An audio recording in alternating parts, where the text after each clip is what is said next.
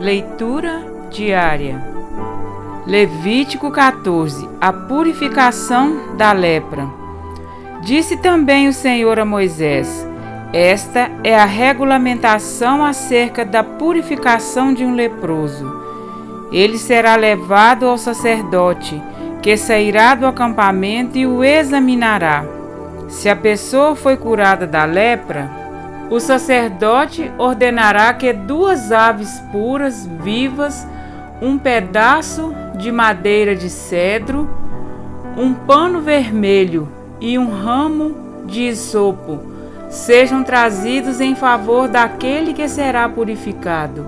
Então, o sacerdote ordenará que uma das aves seja morta numa vasilha de barro com água da fonte. Então, pegará a ave viva e a molhará com o pedaço de madeira de cedro, com o pano vermelho e com o ramo de hisopo, no sangue da ave morta, em água corrente. 7 vezes ele aspergirá aquele que está sendo purificado da lepra e o declarará puro. Depois soltará a ave viva em campo aberto. Aquele que estiver sendo purificado lavará suas roupas, rapará todos os seus pelos e se banhará com água, e assim estará puro. Depois disso, poderá entrar no acampamento, mas ficará fora da sua tenda por 7 dias. No 7º dia, rapará todos os seus pelos, o cabelo, a barba, as sobrancelhas e o restante dos pelos. Lavará suas roupas e banhará o corpo com água, então ficará puro.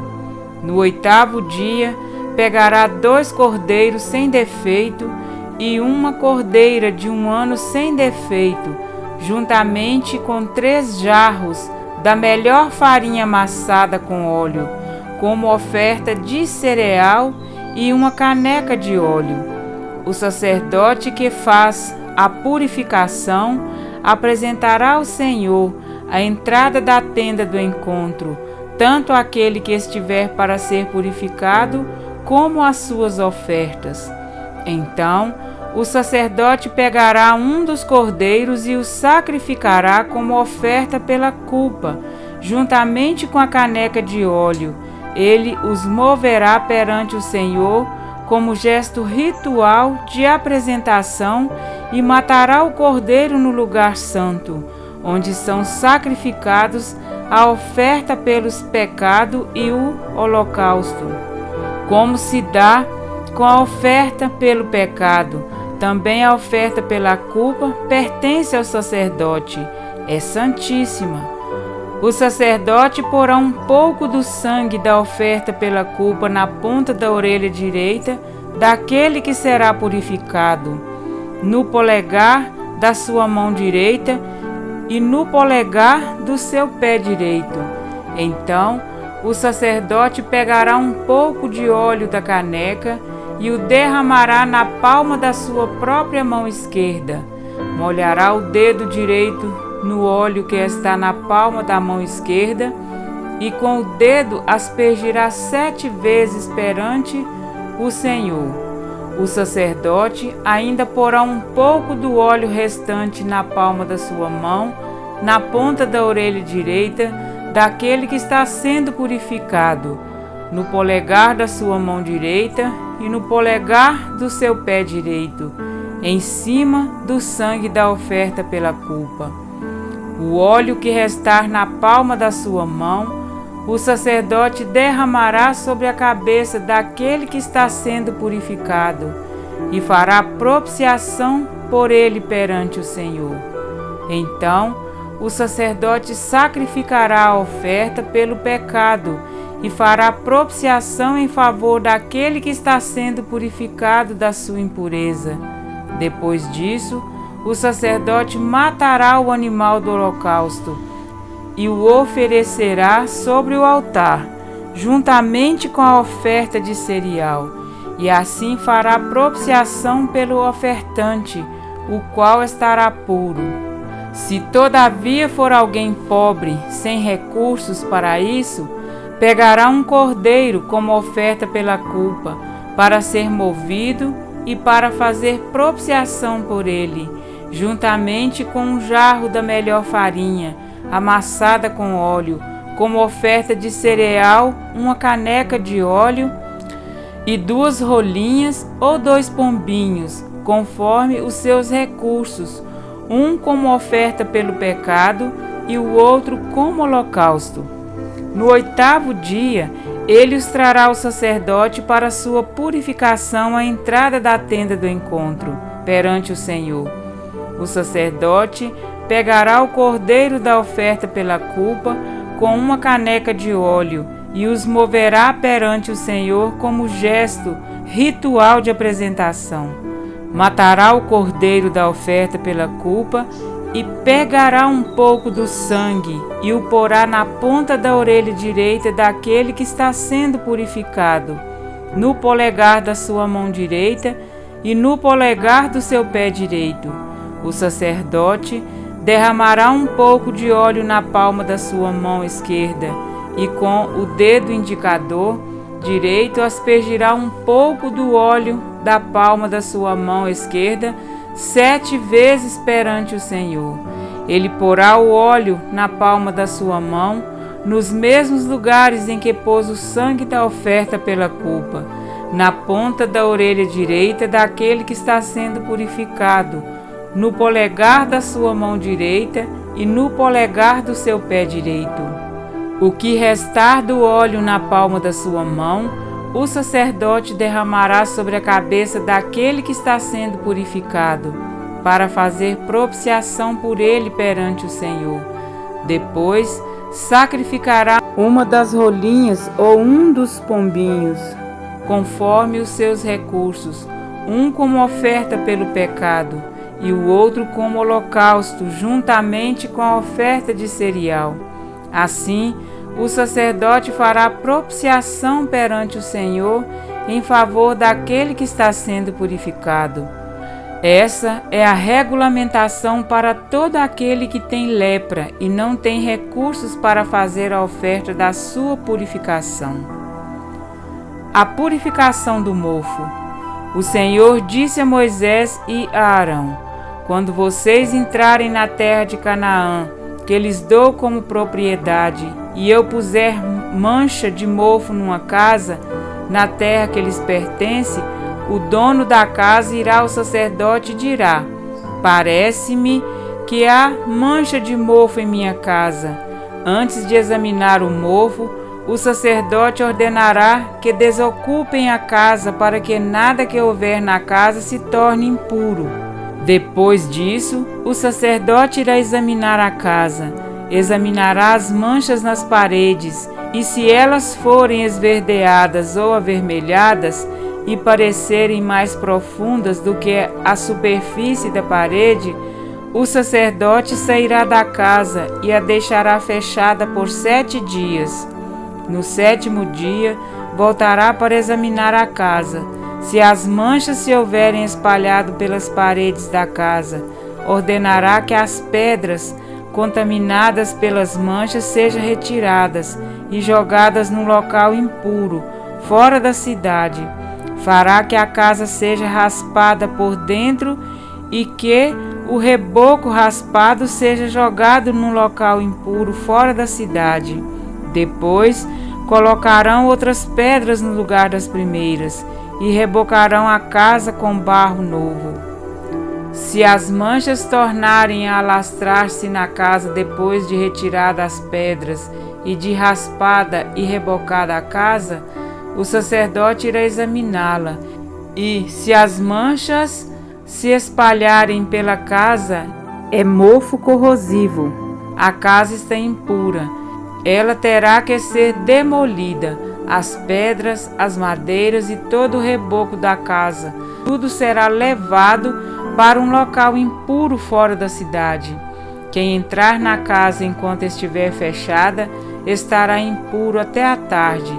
Aquele que dormir ou comer na casa, terá que lavar as suas roupas.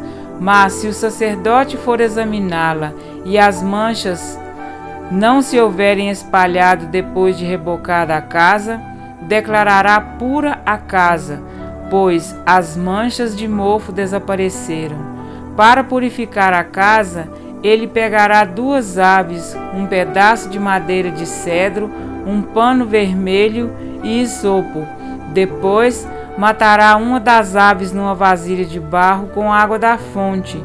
Então, pegará o pedaço de madeira de cedro, o isopo, o pano vermelho e a ave viva, e os molhará no sangue da ave morta e na água da fonte, e aspergirá a casa 7 vezes. Ele purificará a casa com o sangue da ave, com a água da fonte, com a ave viva, com o pedaço de madeira de cedro, com o isopo e com o pano vermelho. Depois, soltará a ave viva em campo aberto, fora da cidade.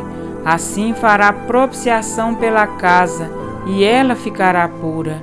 Essa é a regulamentação acerca de qualquer tipo de lepra, de sarna, de mofo nas roupas ou numa casa, e de inchaço, erupção ou mancha brilhante, para se determinar quando uma coisa é pura ou impura.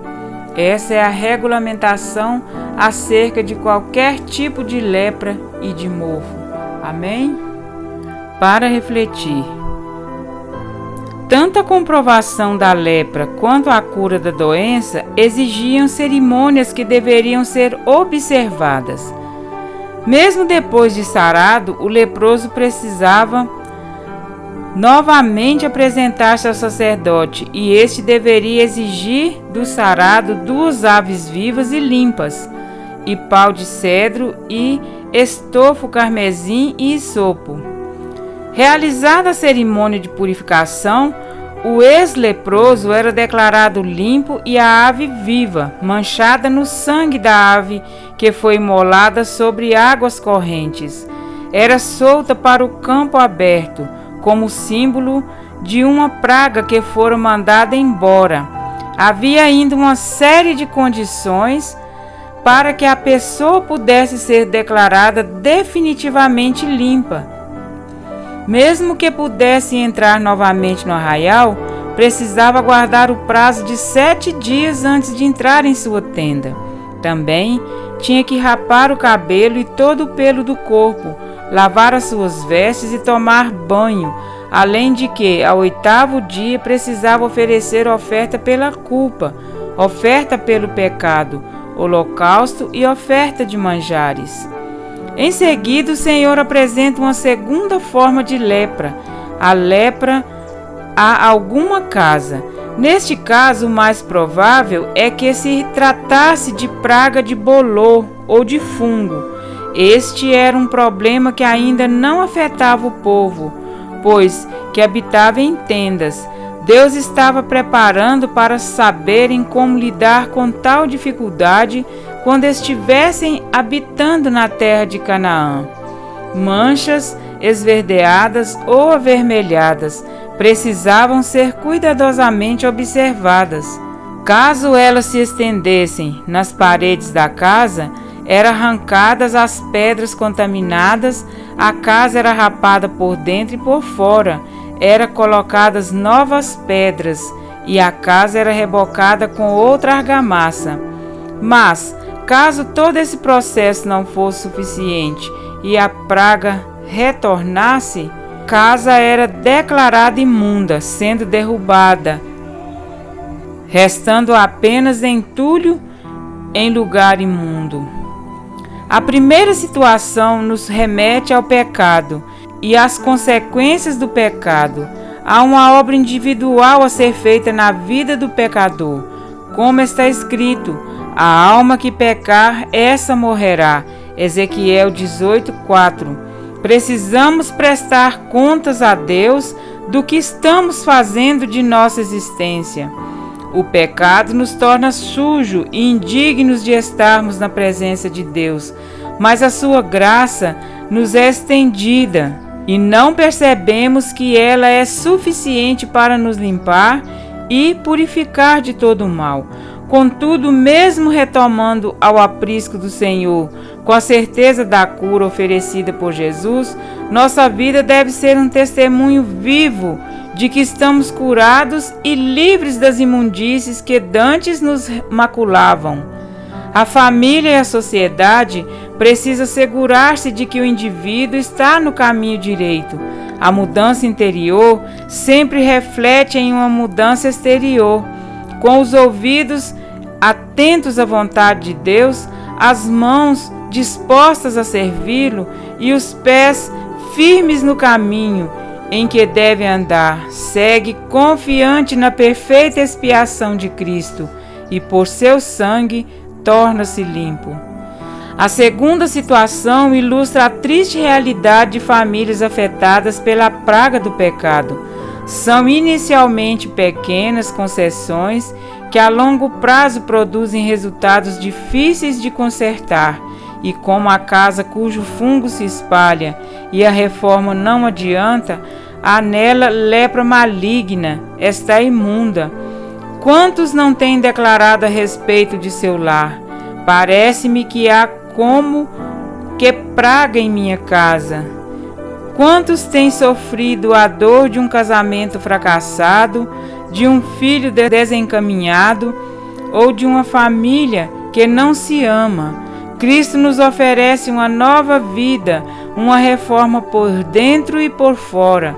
Muitos, porém, apesar de inicialmente aceitar a reforma da casa, logo permitem que novamente o pecado torne a adoecê-la, causando-lhe total ruína.